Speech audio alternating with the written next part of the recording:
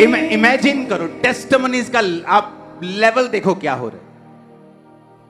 कोई death bed से, कोई थर्ड हॉस्पिटल, फोर्थ हॉस्पिटल से बाहर आ रहा है, कोई आस नहीं है वो बाहर आ रहा है, कोई अमेरिका में 2-2 साल गोरे डॉक्टर से थेरेपी ले लेके, ये थेरेपी वो थेरेपी, काउंसलिंग, मेडिसिन, स्कूल की पढ़ाई खत्म हो रही है, पागलपन के चीजें हो रही। इमेजिन करो जब अब जीसस क्राइस्ट ने इन्हें छुड़ाया तो वो क्या बोलते हैं, अब मैं अपनी लाइफ सरेंडर करती हूं, मैं अपनी जिंदगी प्रभु को देता हूं, मैं अपनी जिंदगी सेवा के लिए देता हूं। हालेलुया। अब जिस व्यक्ति को हर महीने इंतजार होता है कि अब मेरी प्रेगनेंसी ठहरेगी, और जब 10 साल कुछ नहीं होता और एक दिन वो चर्च आती, अभी 20 दिन भी नहीं हुए और टेस्ट करती और प्रेग्नेंट, आपको क्या लगता है, क्या वो कभी परमेश्वर से हटेगी? उसे पक्का मालूम है यीशु जीवित परमेश्वर, पक्का मालूम है उसे। हालेलुया। और यीशु मसीह ने इसीलिए आपको चर्च में बुलाया है। वो आपको डिलीवर भी करेगा, फ्री करेगा, ब्लेस करेगा। किस लिए? ताकि आप पूरी कंसंट्रेशन और फोकस के साथ आप क्राइस्ट की सेवा कर सकें, परमेश्वर के राज्य को बढ़ा सकें, आप उसमें शामिल हो सकें।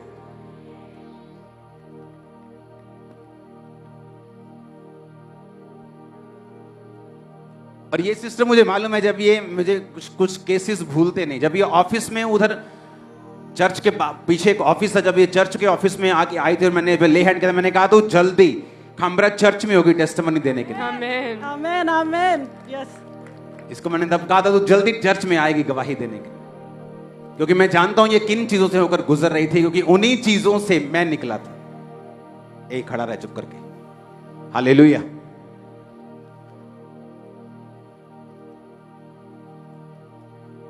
मत्ती 5, सुनो मेरी बात।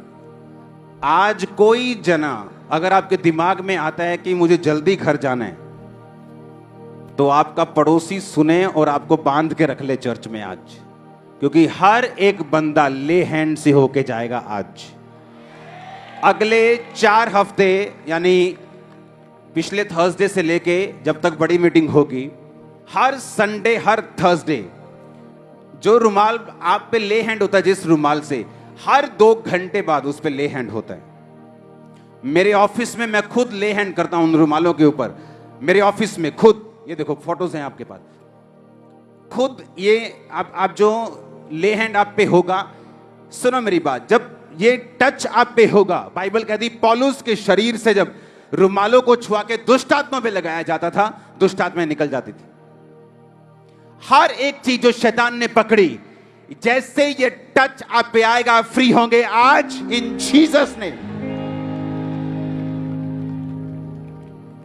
और ऐसा चलेगा 7 मीटिंग्स, 7-8 मीटिंग चलेगा ये, हर थर्सडे, हर संडे, आपको मिस नहीं करना है। आमीन। क्योंकि ये टच जब आप पे होगा, सुनो, जब इतने लोग हैं, अभी एक बंदे को बुला के मैं ऑफिस में ले हैंड कर सकता हूं, लेकिन आप सब पे ले हैंड मैं कैसे करूंगा? तो बाइबल कहती है परमेश्वर का आत्मा ऐसे तरीके और ऐसी योजनाएं बनाता है कि वो सेम पावर आप पे भी आ सके, ताकि आप ये ना सोचें कि काश मैं भी इनको जानता होता और मैं भी ऑफिस में जाता और ले हैंड होता और मैं हील होता। तो जब आप पे ले हैंड होगा रुमाल के साथ, दैट्स द सेम थिंग, यहां पर भी होगा, ब्रांचेस में भी होगा। और आप टेस्टिमनी देने के लिए तैयार हो जाओ।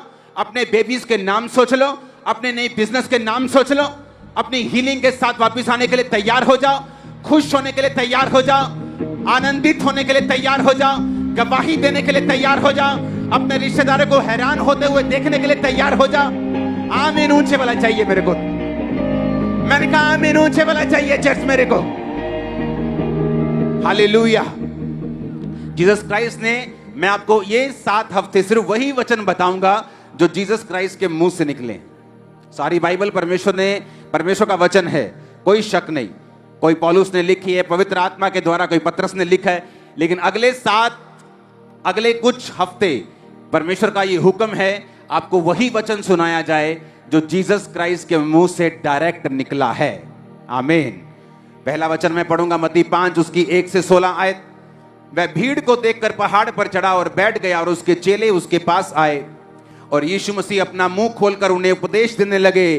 धन्य हैं वो जो मन के दीन हैं, क्योंकि स्वर्ग का राज्य उन्हीं का है। स्वर्ग का राज्य जिसमें बीमारी नहीं है, स्वर्ग का राज्य जिसमें तकलीफ नहीं, जिसमें रिजेक्शन नहीं, जिसमें आंसू नहीं, जिसमें पेन नहीं, जिसमें अंधेरा नहीं, जिसमें डर नहीं, जिसमें डिप्रेशन नहीं। और ये परमेश्वर का राज सिर्फ स्वर्ग पे शुरू नहीं होता, जैसे ही आप जीसस क्राइस्ट को मानते हैं ये धरती पर शुरू होता है। सारी सिक्योरिटी बैठ जाओ, ऐसे ही पैरों के बाहर बैठ जाओ। अपने पड़ोसी को बोलो स्वर्ग का राज्य, बोलो अपने पड़ोसी को स्वर्ग का राज्य उन लोगों का है जो मन के दीन हैं। आमीन। कहता धन्य है वो, धन्य का मतलब ब्लेस्ड, हैप्पी, खुश, आनंदित, वो हैं जो मन के दीन हैं। मन के दीन का मतलब क्या? पहला शब्द देखेंगे इब्रानी भाषा में, यूनानी भाषा में मन का दीन होना क्या है? इसका मतलब है पुअर होना, बेगर होना, भीख मांगना मन में। मैंने आपको पहले क्या बताया था, ध्यान से सुनना। दो तरह की सोच है परमेश्वर की,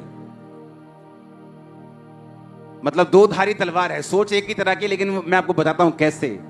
मैंने आपको बताया कि अगर परमेश्वर कुछ चेंज करना चाहता है आज आपका, वो आपकी सोच है, और जब ये बदली सारा कुछ बदल जाएगा। जब मैं परमेश्वर का बेटा बना तो मैं एक राजा का बेटा हूं, मैं राजकुमार हूं, तो मैं भीख नहीं मांग सकता, मैं अपने आप को डाउन नहीं देख सकता,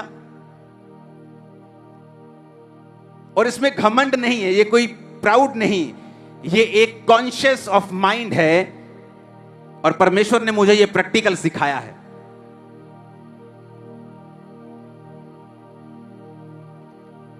दो 2009 में जब मेरा फैमिली बिजनेस पहली बार चलना शुरू हुआ, मेरे फादर की लाइफ के 50वें 60वें साल में, 50वें साल के करीब होगा तब, हाँ 50वें साल के करीब, 40 और 50 साल के बीच में, तो मैंने एक प्लॉट, जहां मेरा घर है अभी, वो प्लॉट हमने लिया अपने बिजनेस के पैसों से। तब सेवा 50-60 लोग आते थे तब, जस्ट संडे को।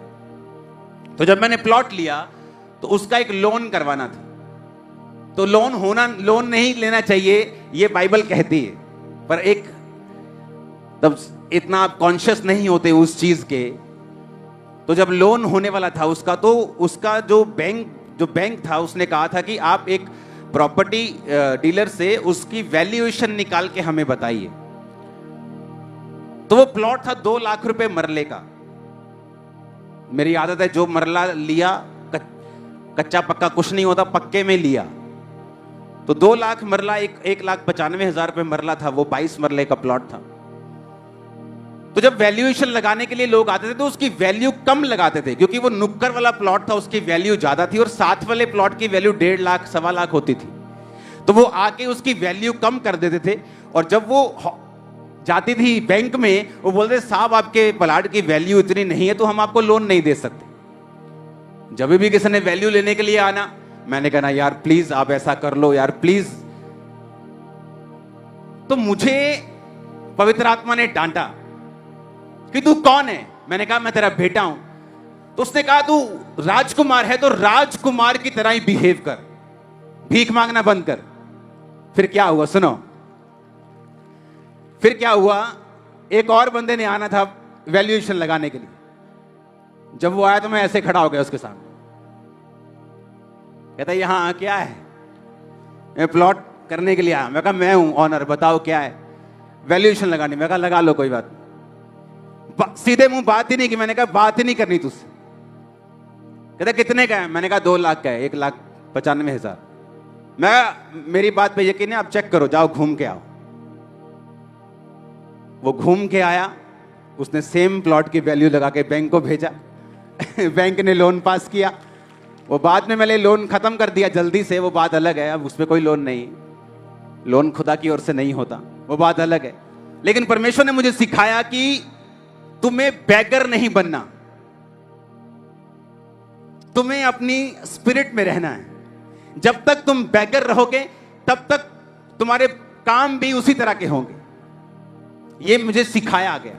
लेकिन यहां पे परमेश्वर कहता धन्य है जो मन के, अब ये स्पिरिट है जो आपने मेंटेन रखनी है कि आप एक राजाओं के राजा की संतान हैं। ओके, लेकिन वचन यह भी कहता है धन्य है वो जो मन के, यूनानी भाषा के शब्द को पढ़ेंगे, दीन शब्द को, जिसका मतलब है बेगर। कहता है धन्य वो जो मन के भिखारी हैं। किसके? आत्मा के, मन के। इसका मतलब क्या मैं बताता हूं। सुलेमान जो राजा था, राजा बना दिया गया और पावरफुल था, उसके सामने खड़े होने की किसी की हैसियत नहीं थी। लेकिन जब वो परमेश्वर के सामने गया तो उसने पता क्या कहा? परमेश्वर, आई एम नथिंग, मैं जीरो हूं। खुदा बाप मुझे बुद्धि चाहिए, मैं नहीं तो मर गया। तेरे लोग बहुत ज्यादा हैं, मैं इनका न्याय नहीं कर सकता, मैं जीरो हूं, घुटनों पे आया, मांगा, प्रभु मुझे बुद्धि चाहिए। धन्य है वो जो मन के, और परमेश्वर ने कहा तू मन का दीन हुआ, अब मैं तुझे बुद्धि दूंगा, पैसा दूंगा, ताकत दूंगा, प्रजा भी दूंगा, लोग भी दूंगा। मन का दीन। मन के दीन होने का मतलब यह है कि आप इस बात को रिकॉग्नाइज करते हैं कि आपकी सारी ब्लेसिंग का सोर्स सिर्फ और सिर्फ परमेश्वर है। आपकी इंटेलिजेंसी नहीं, आपकी कंप्यूटर इंजीनियरिंग नहीं, आपका बोलना चालना रंग रूप नहीं, जस्ट जीसस, सिर्फ खुदा आपकी ब्लेसिंग का सोर्स है। मन का दीन। धन्य है वो जो मन के दीन हैं, आशीषित हैं वो जो मन के भिखारी हैं, यानी जो हर बात पर परमेश्वर पर आश्रित हैं, जो हर बात के लिए परमेश्वर पर निर्भर हैं। मेरे पास आज पैसा है कि मैं वो जगह ले सकता हूं, इसका मतलब ये नहीं मैं वो जगह ले लूं।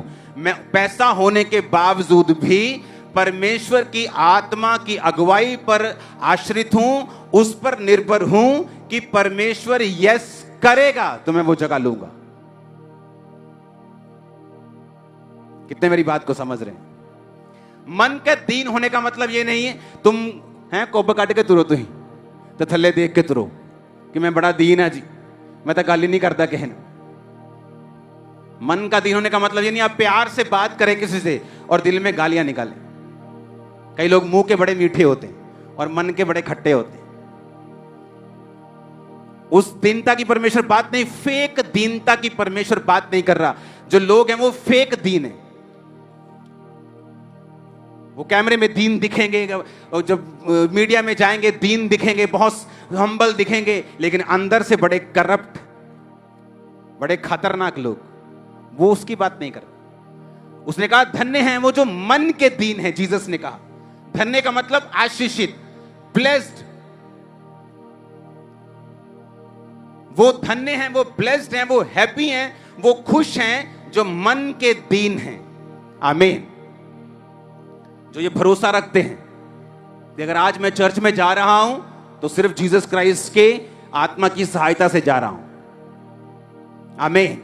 मैं जो बोलूंगा खुदा की सहायता से बोलूंगा, मैं जो करूंगा पवित्र आत्मा की सहायता से करूंगा। मैं कुछ नहीं, मैं गाऊंगा उसकी सहायता से गाऊंगा। मैंने वो चीज लेनी है, मेरे पास पैसा भी है, बंदा देने के लिए मान भी रहा है, जगह सस्ती भी है, फिर भी आप प्रेयर करेंगे परमेश्वर मैं लूं या ना लूं। इसे बोलते हैं मन का दीन होना। हालेलुया। अपनी राजकुमार की कुर्सी छोड़ना दीनता नहीं, बल्कि हर एक चीज के लिए परमेश्वर पर निर्भर हो जाना यह दीनता की निशानी है। और परमेश्वर ने कहा अगर तुम मन में दीन हो, अगर तुम मन में क्या हो? दीन हो, तो तुम परमेश्वर के राज्य को क्या करोगे? फिर से पढ़ेंगे। धन्य है वो जो मन के दीन हैं, जीसस ने कहा, क्योंकि स्वर्ग का राज्य उन्हीं का है। आमीन।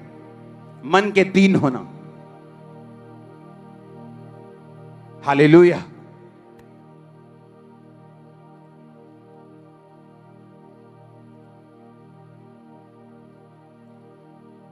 धन्य हैं वो जो शोक करते हैं क्योंकि वो शांति को पाएंगे। जीसस ने पहाड़ पर यह शब्द बोला दूसरा, ब्लेस्ड हैं वो, खुश हैं वो, आशीषित हैं वो जो शोक करते हैं, जो दुख मनाते हैं क्योंकि वो शांति को पाएंगे।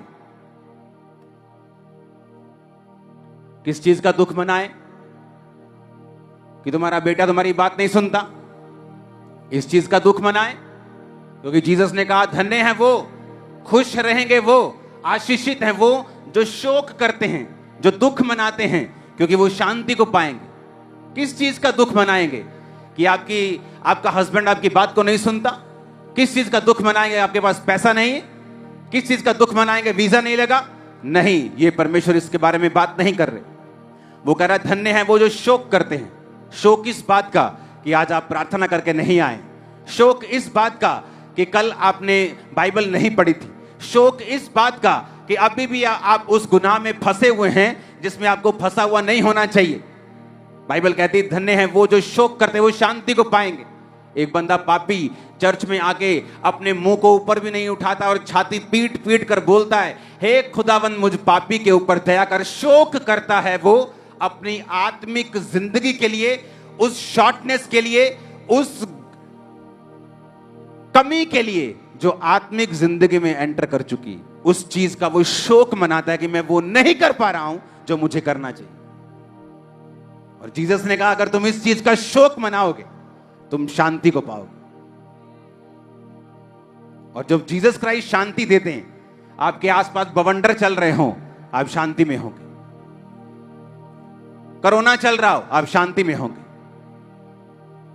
स्ट्रेस आ गया, इकोनॉमिक ऑपरेशन, डिप्रेशन आ गया, आप फ्री रहेंगे, आप शांति में रहेंगे। कनाडा ने वीजा देना बंद कर दिया, आपका आ जाएगा, आप शांति में रहेंगे।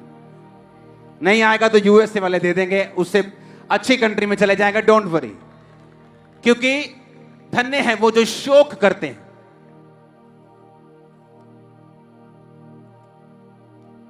दाऊद से गलती हुई और शाऊल से भी हुई। इवन मुझे तो ऐसा लगता है कि शाऊल की गलती जो थी वो दाऊद से थोड़ी कम थी, लेकिन शाऊल मारा गया और दाऊद बचाया गया। रीजन, क्योंकि शाऊल ने शोक नहीं किया।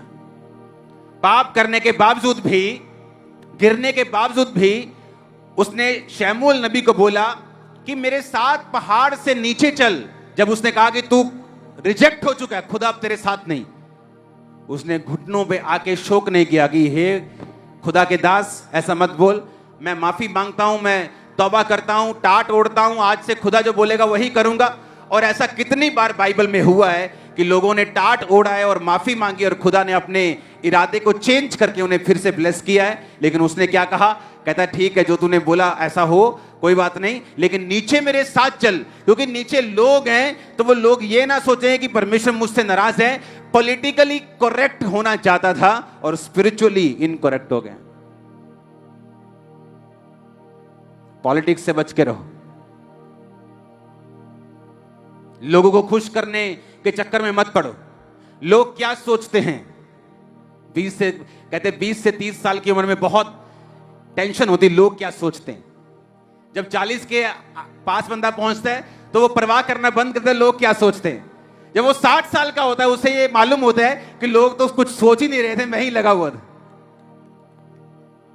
कि लोग तो अपने चक्कर में, तो मैं ऐसे ही सोचा जा रहा था। लोग क्या सोचेंगे? हे नीचे चल मेरे साथ। लोग क्या कहेंगे? अरे लोग क्या कहेंगे? लोग सबसे बड़ा रोग। धन्य हैं वो जो शोक करते हैं। शोक मनाओ जब तुम गिर जाओ, जब तुम पाप करो,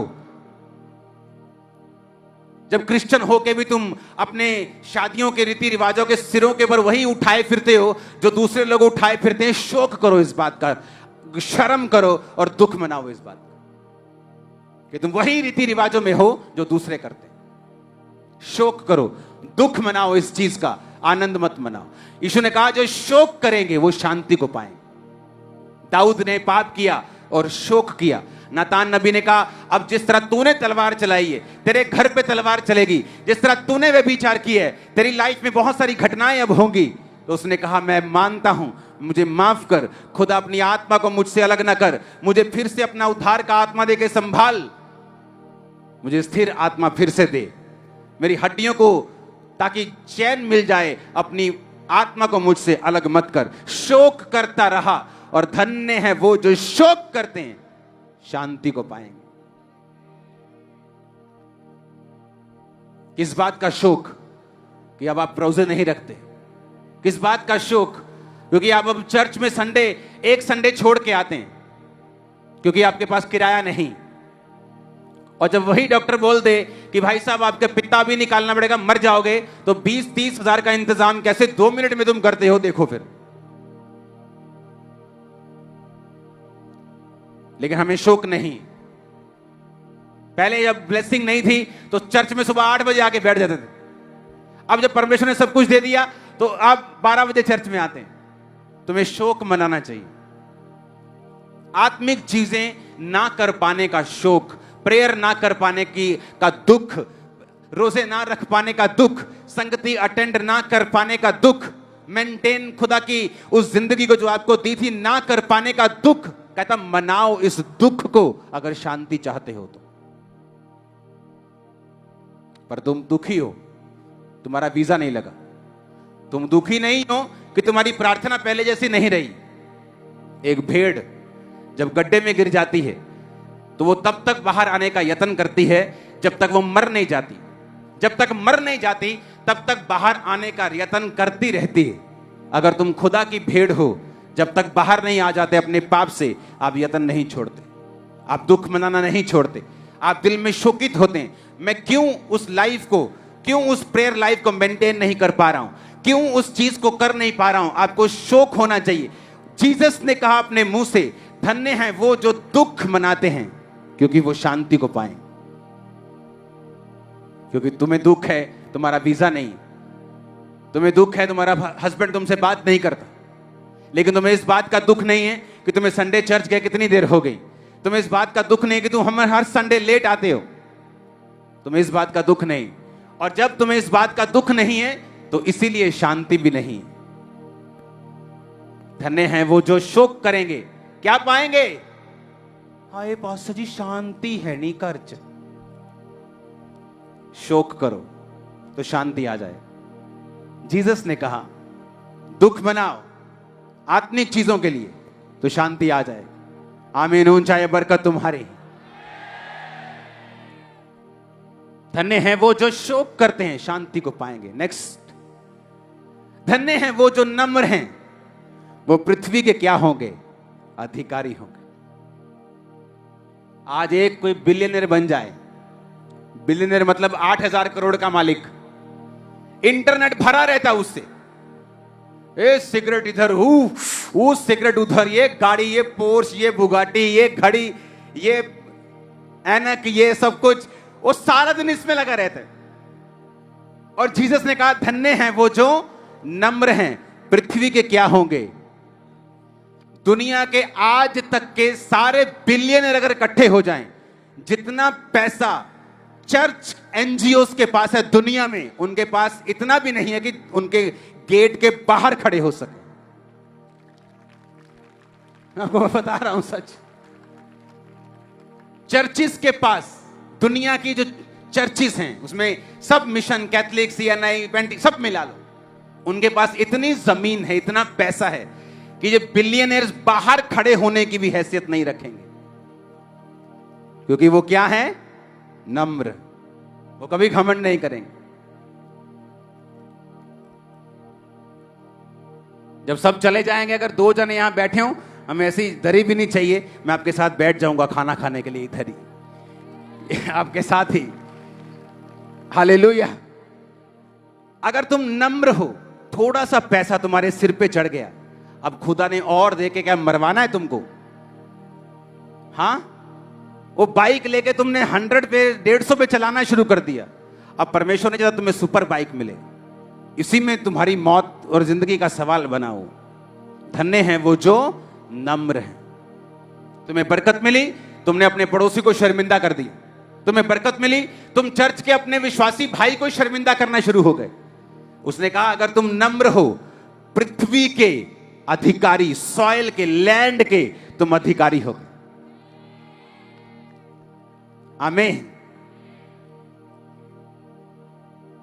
क्योंकि जो चर्च के लोग हैं, जो क्रिश्चियन हैं, वो नम्र हैं। अगर नम्र ना होते तो लड़ाई करते, झगड़े करते, उनके धर्म को जब बुरा बोला जाता है वो भी दंगा करते, वो भी सड़कों पे आते, वो भी ऐसी की तैसी फेरते। क्या उनमें ताकत नहीं है? क्या लोग नहीं है? क्या पैसा नहीं? सब कुछ है, पर वो क्या है? नम्र है। इसीलिए अधिकारी हैं, इसीलिए वो पृथ्वी के, सॉइल के, लैंड के अधिकारी हैं। जीसस का वचन पूरा होता है। मैंने कहा ये बिलियनियर्स ना 0.001 भी नहीं है इनके सामने। हालेलुया। क्योंकि वो नम्र है। जीसस ने कहा अगर तुम नम्र हो तो पृथ्वी के क्या बनाऊंगा। तुम जल्दी अपने पड़ोस में एक जगह लेने वाले हो यीशु के नाम में। ये प्रोफेसी आप लोगों के लिए। और मैंने कहा तुम दूसरी जगहों पे भी जगह लेने वाले, दूसरे शहर में भी। आमीन। ऊंचे वाला चाहिए चर्च। इसलिए मैंने कहा मैं आपको वही वचन बताऊंगा जो जीसस के मुंह से निकले, और आपको बताऊंगा वो कितनी पावर रखते हैं आपकी लाइफ में। आमीन। वो कितने पावरफुल हैं।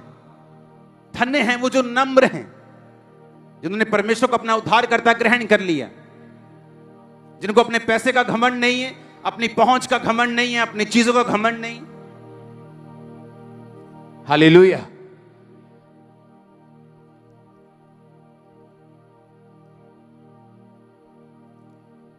क्योंकि हमें मालूम है कि सब कुछ जो हमारी लाइफ में हो रहा है ये परमेश्वर का प्लान है।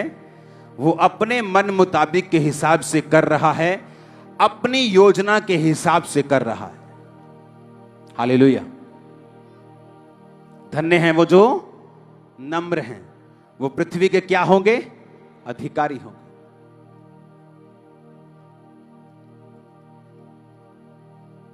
और ये परमेश्वर चाहता है आप बने। पृथ्वी को अगर आप यूनानी भाषा में पढ़ें तो उसको सॉइल, लैंड, जगह की बात कर रहा है परमेश्वर। धन्य हैं वो जो मन के दीन हैं, धन्य हैं वो जो शोक करते हैं, धन्य हैं वो जो नम्र हैं, वो पृथ्वी के क्या होंगे? अधिकारी होंगे। थोड़े दिन पहले जब पंजाब के सीएम से मेरी बात हो रही थी, और कल परसों भी जो ऑपोजिशन के लीडर थे वो मेरे घर पे मिलने के लिए आए। आप कभी फोटोज नहीं देखेंगे इन चीजों की। तो जो नम्र नहीं है वो इस चीज को फुकरी में यूज करेगा, लेकिन जो जिनको मालूम है कि सब कुछ खुदा है, खुदा ही खुदा है, तो चुप करो और काम करो। अब मैं कैसे समझाऊं आप जिनको मालूम है कि सब कुछ परमेश्वर कर रहे हैं, परमेश्वर की ओर से है, एवरीथिंग, कोई मैटर नहीं करता। आप एक राजा से मिलें, आप एक भिखारी से मिलें, आप सेम बात करेंगे, Jesus Jesus Jesus Jesus, that's it. आप कौम की बात करेंगे, आप जीसस की बात करेंगे, आप गवाही की बात करेंगे। आपको कोई मतलब नहीं वो राजा है कि रंग है, बड़ा है कि छोटा है।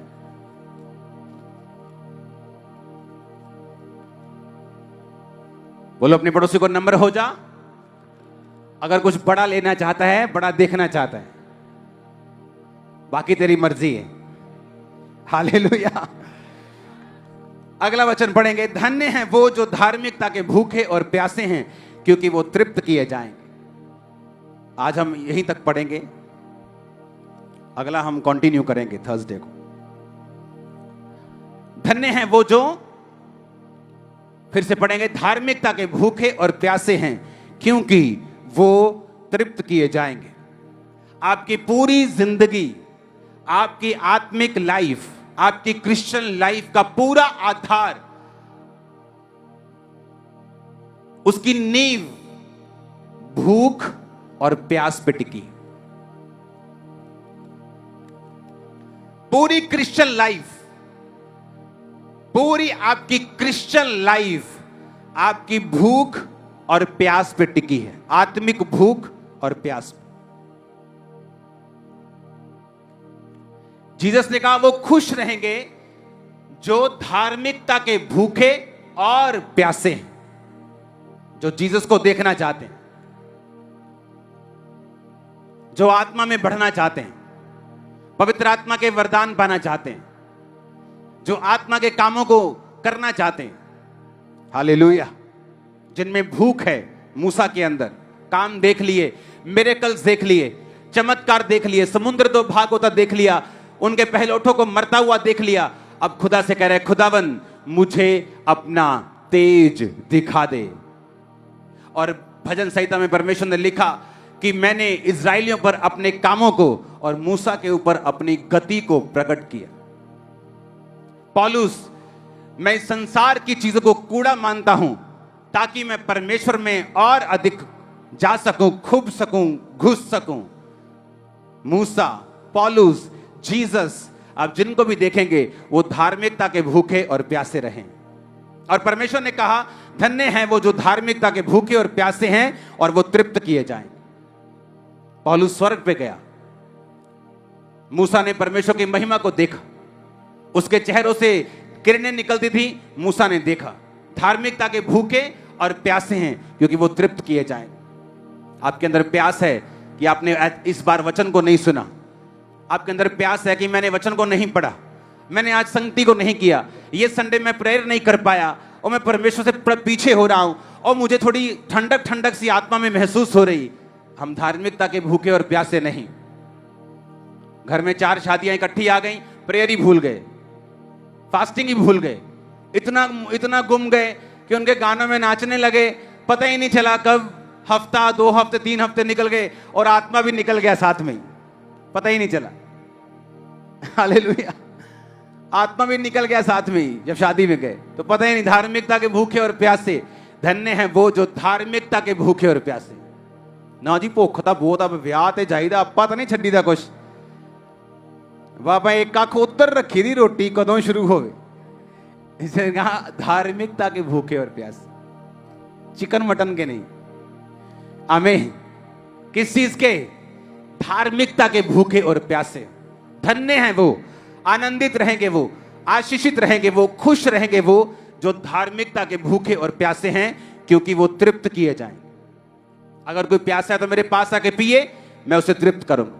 आपके अंदर भविष्यवाणी की भूख है कि मुझे प्रोफेटिक वर्ड देना है, खुदा मुझे तेरी बात को सुनना है, तू क्या चाहता है इस देश के लिए, क्या चाहता है मेरे लोगों के लिए। अगर आपके अंदर भूख है, आप 1 साल प्रेयर करेंगे, 2 साल नहीं वो बात करेगा, 4 साल नहीं करेगा, 5 नहीं करेगा, 10 नहीं करेगा, 11वें साल वो आपको पूरी बात करेगा, क्योंकि वो तृप्त किए जाएंगे। वो अपने वचन से हटेगा नहीं।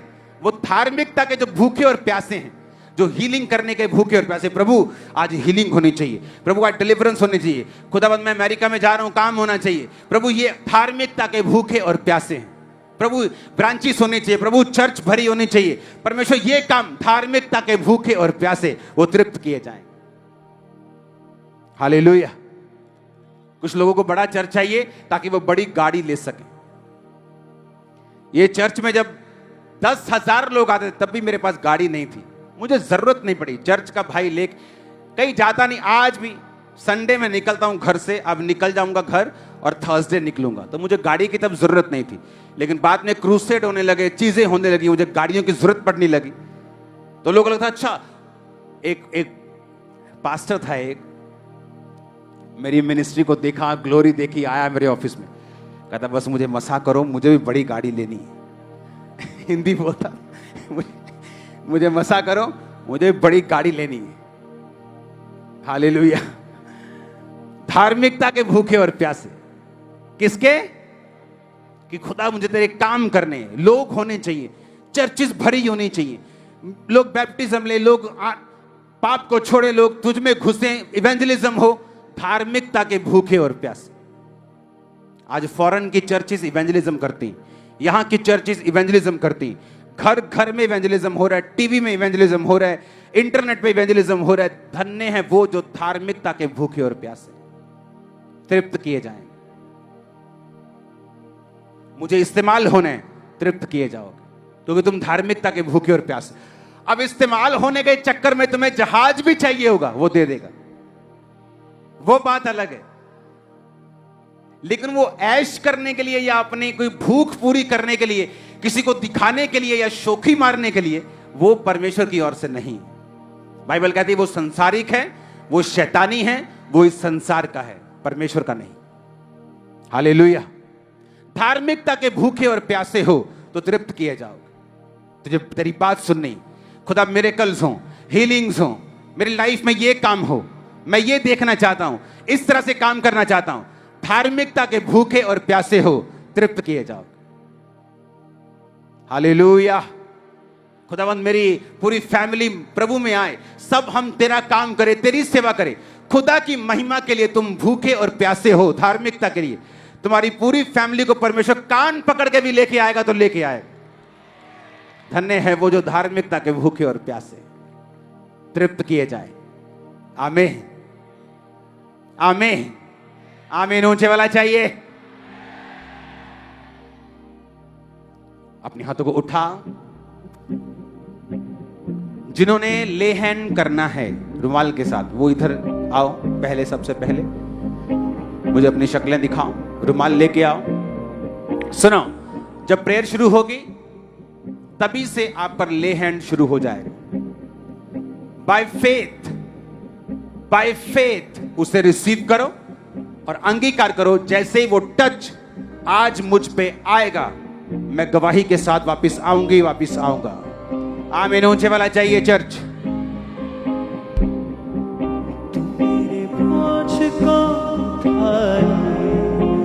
मुझे छूकर शिफा दे। अपने हाथों को उठाओ।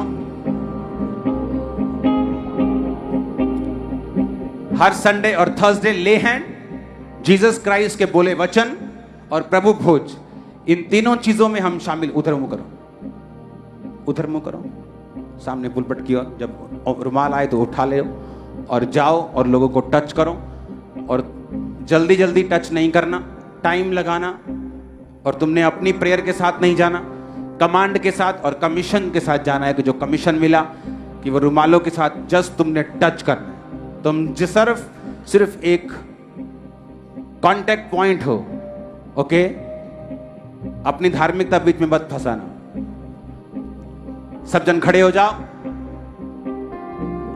अपने हाथों को हिलाओ। आज खुदाबंद आपको छूकर टेस्टिमनीज के साथ लेके आएंगे। आमीन। ऊंचा तो यह बरकत आपकी है।